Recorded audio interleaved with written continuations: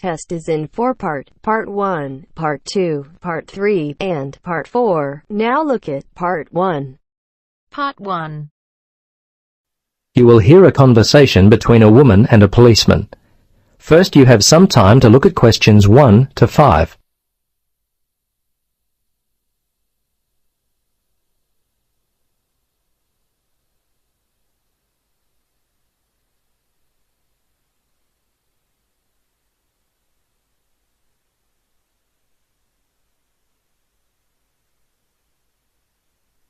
Now, listen carefully and answer questions 1 to 5.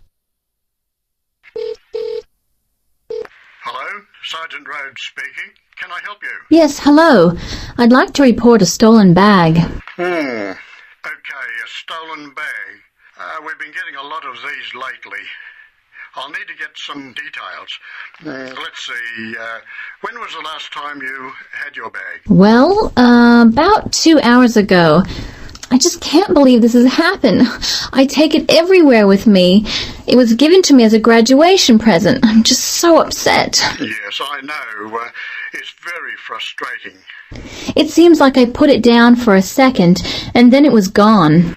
Yes. Look, the good news is that most of the stolen bags in our area are found, usually without the money. So I'd be surprised if you don't get it back later. Tell me, what does the bag look like? Well, it's dark blue, cylindrical. It has 2 carry handles either side of a zipper on top. The zipper actually runs the length of the bag. It's a Vitoli bag. Okay. Are there any other identifying marks on the bag? Things that would be unique to it? Name tags, scuff marks, that kind of thing. Well, not really. There are a couple of scratches in the top left corner on one side of the bag near the handle, and I think another one in the opposite corner. Okay. Scratches on opposite corners. Now, where were you when the bag went missing? Well, I remember the time. It was 12:15. Oh, no, actually, it was a bit after that, more like 12:25, because I was supposed to meet one of my friends for lunch at 12:30. Anyway, I was standing outside the supermarket when all of a sudden a group of teenagers came walking past. They must have been heading towards the cinema. They seemed to be in a hurry and probably late for the movie, so I stepped aside to let them by. When they'd passed by, I reached down to pick up my bag, and it was gone. I see. Now, can you remember the contents of the bag? Yes, let's see, my passport and some traveler's checks. Fortunately, I was carrying my camera and I had my wallet in my pocket. They're the main valuable things. Okay. Anything else at all? Let's see. No, I think that was it. Oh, a few pens, but that's all really. As I say, nothing of real value. Okay. I'm going to have to get your details. Are you here on holiday? Yes, as a matter of fact, I am. I'm visiting from Canada. I've been here for 3 weeks already, but I'll be here for another month.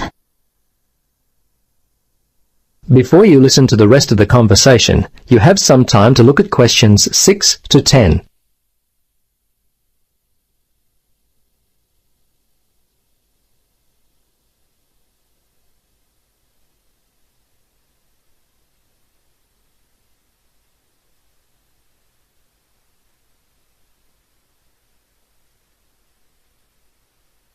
Now listen and answer questions 6 to 10. Now, have you contacted your credit card company? Yes, I did that immediately. They were very helpful. I still can't believe this could happen to me, and while I'm supposed to be enjoying myself on holiday. Yes, it's a real disappointment, whether you're on holiday or not. Yeah, thieves strike when you least expect it. Anyway, I need to take down your particulars. What's your name then? Yes, my name is Helen Reddy. That's R-E-A-D-Y. My address is, well, the place where I'm staying here is The Palms, Unit 14, 75 Paradise Avenue. Okay, I may need your home address in Canada, but I'll get that more towards the time you're going to leave. What about the telephone? What number will I be able to reach you on? Yes, it's 455-91332. Okay, 455-91332. And how much do you think the bag and contents are worth? Well, it's not really a big cost. Probably only $100. It's the inconvenience of it all. I understand. Look, we have a lot of lost or stolen property recovered daily. Come by the station tomorrow and have a look.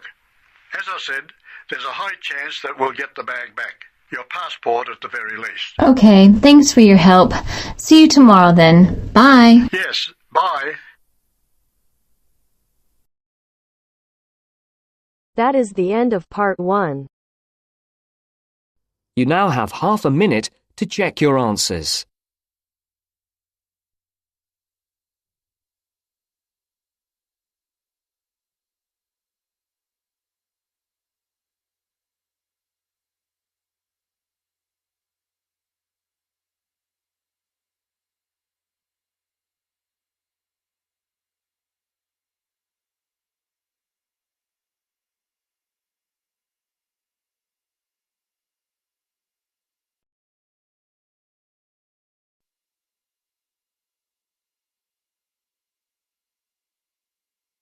Now turns to part 2.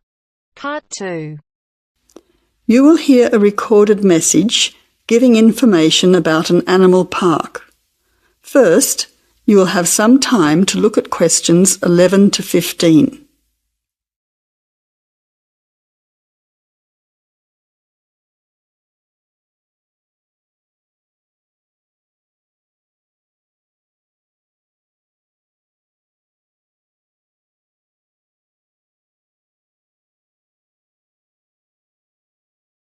Now listen carefully to the first part of the message and answer questions 11 to 15.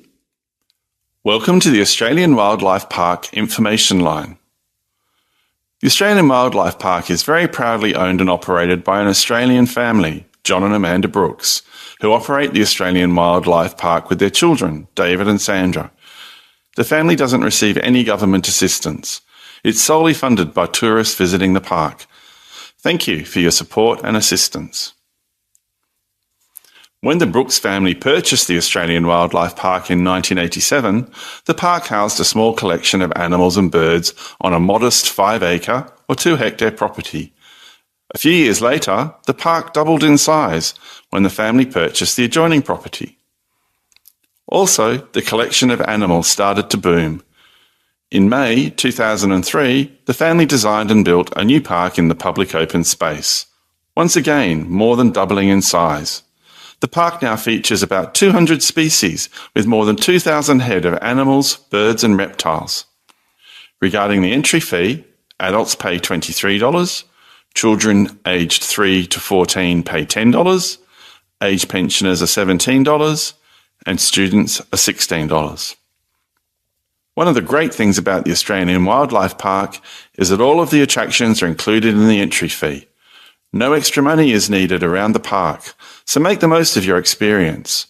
All shows, talks, photo opportunities and animal food are included in your entry fee.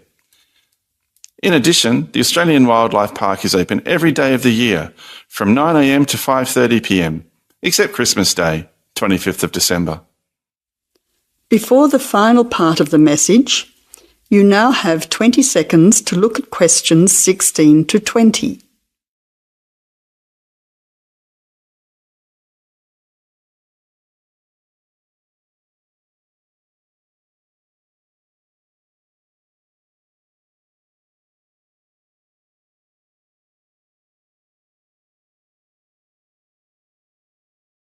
Now answer questions 16 to 20.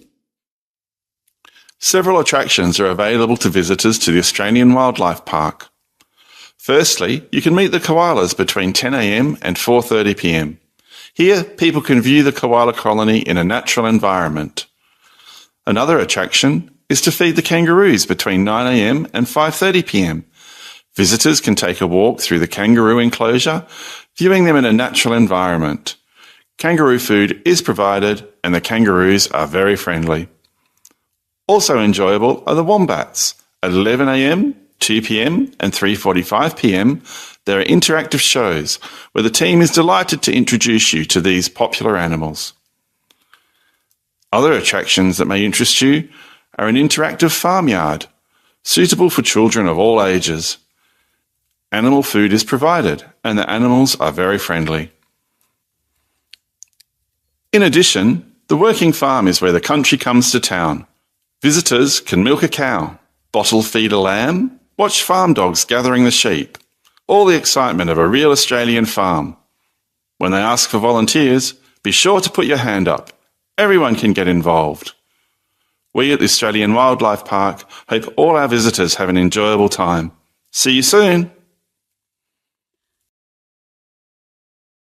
That is the end of part 2. You now have half a minute to check your answers.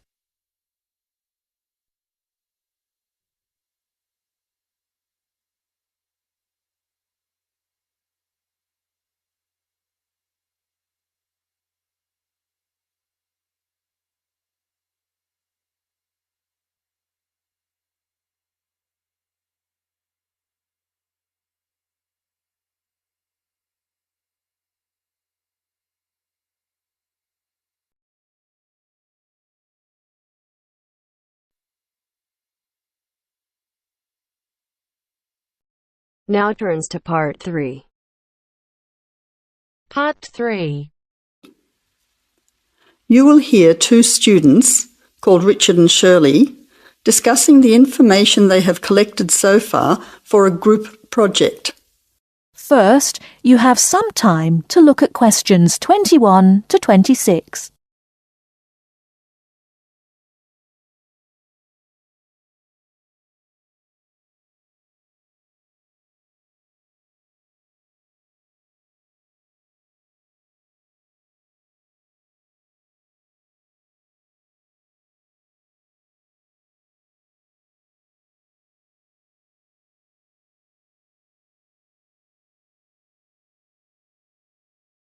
Now listen carefully and answer questions 21 to 26.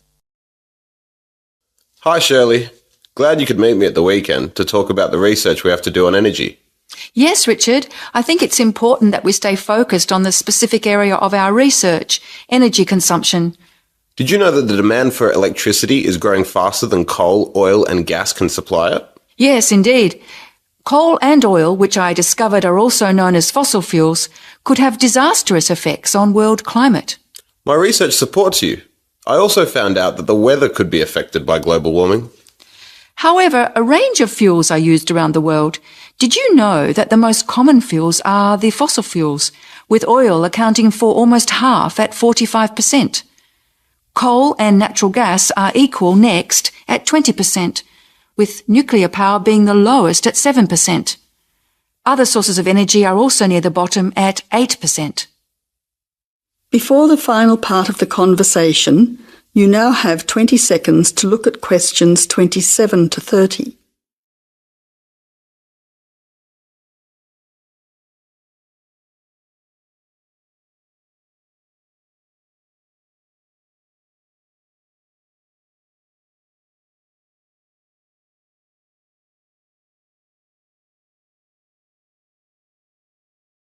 Now answer questions 27 to 30. That information will be useful when we look at the different energy sources in detail. We also need to look at the pros and cons of each type of energy. We've already said that fossil fuels increase the world's temperature, but we also need to mention the most serious issue, that these three types of fuel are finite, meaning they will not last forever. Another major disadvantage is that by burning coal and oil in particular, chemicals are released into the atmosphere, which combine with water to fall back to Earth and damage both plant and animal life. That really sounds useful. If you focus on coal, oil and gas, I'll look into nuclear power. It is common knowledge that nuclear power stations create radioactive waste, but I'm particularly interested in how this unwanted waste product is dealt with safely. I'll also need to look at the effects on people living near these power stations. Yes, I think all those areas need exploring. Do you think I should also look into renewable energy sources, such as wind and sun, energy that never runs out? Don't you think it's an important area to consider? Yes, but I don't think I'll have enough time to look at it in enough detail. I also agree that we have enough to focus on until our next group meeting. So to finish, you could find some information on the advantages of fossil fuels, and I'll give you the facts that I have already on coal, oil and gas. We don't need to look into other energy sources because I'll get more details on the nuclear industry. That's great. See you in 2 weeks' time. That is the end of part 3. You now have half a minute to check your answers.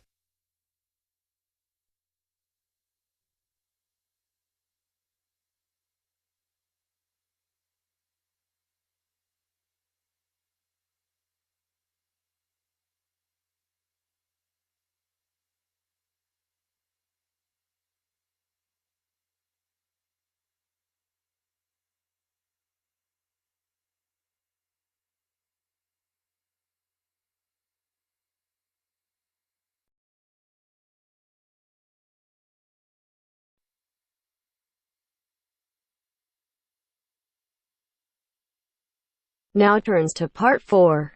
Part 4. Section 4. You will hear part of a lecture on art history. First, you have some time to look at questions 31 to 40.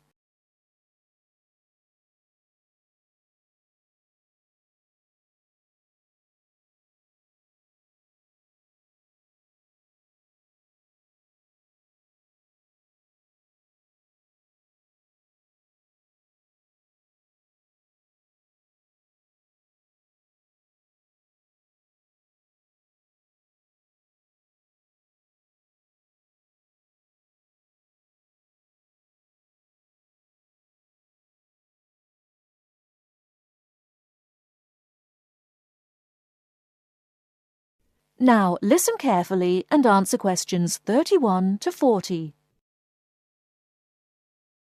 In the last lectures, we looked at the art of the ancient Egyptians, and then considered the art of other ancient Mediterranean civilizations, in particular Greece and Rome. We're now going to return to Egypt to consider a set of very unusual pictures known as the Fayum portraits. The Fayum is a lush green area about 100 kilometers west of Cairo. Following the conquest of Egypt by the Greek warrior Alexander the Great in 332 BC, large numbers of businessmen and officials who had come over from Greece settled in this fertile region with their families. They gradually adopted some features of Egyptian culture, including the practice of mummification, embalming the bodies of their dead and wrapping them in linen bandages in order to preserve them as mummies. The name actually comes from an Arabic word meaning an embalmed body. These newcomers made one distinctive innovation, though. After binding the mummy, they laid over the face a picture representing the person inside. The portraits look like oil on canvas, but they were actually produced using a technique called encaustic, where the artist applies pigmented wax to a wooden board with a small spatula. The Egyptologist William Petrie, who discovered many of these mummies with their accompanying portraits at the end of the 19th century, was convinced that they were actually done in the lifetime of the subject, rather than being painted after the person's death, as had been the case with older Egyptian paintings. He felt they were very different from the traditional stylized images that had been used on Egyptian mummy casings in previous centuries, and was convinced that they were actually portraits giving a realistic depiction of the person. He pointed out that the boards on which they were painted showed signs of having been cut down to size to fit within the mummy bandages. To him, this suggested that they may have originally been larger and been hung in the houses of the owners during their lifetimes.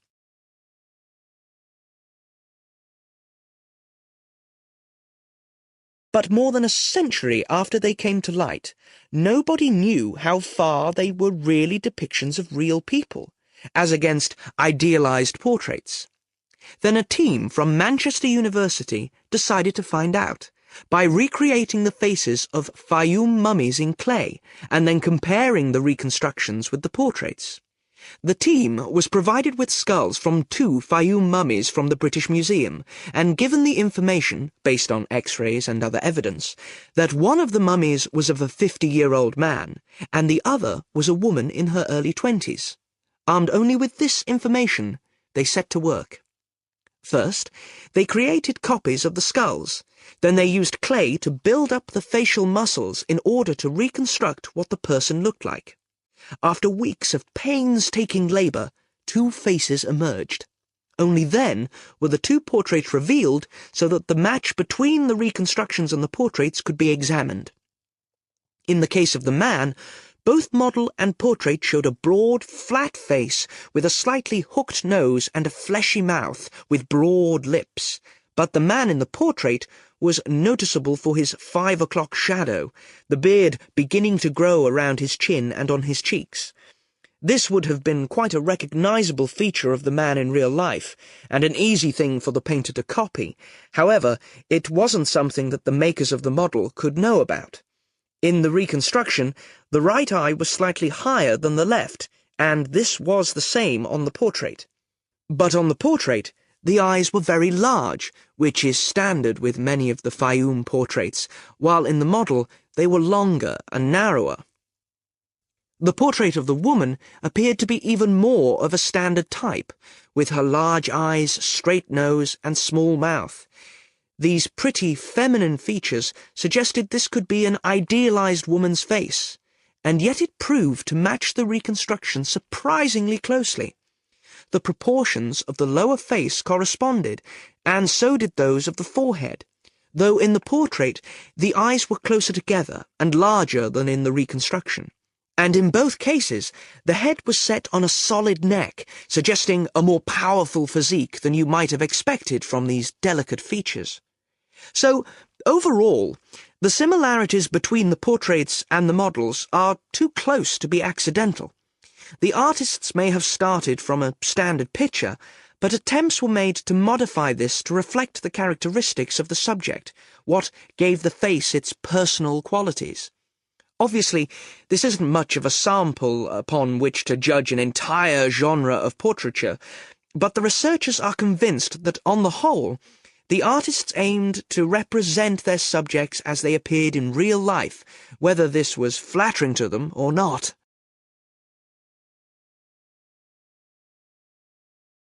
That is the end of part 4. You now have half a minute to check your answers.